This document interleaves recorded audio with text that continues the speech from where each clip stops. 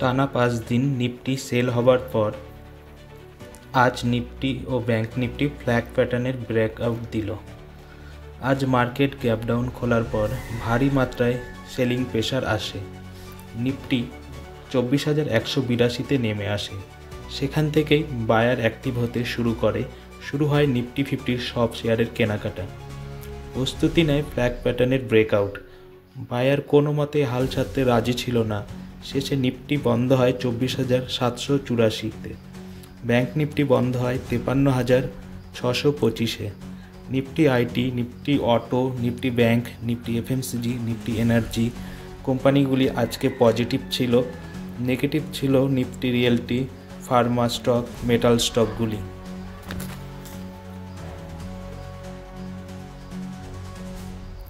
এ ধরনের আরও খবর জানতে কলকাতা সমাচার চ্যানেলটি লাইক, সাবস্ক্রাইব ও বেল আইকনটি প্রেস করুন।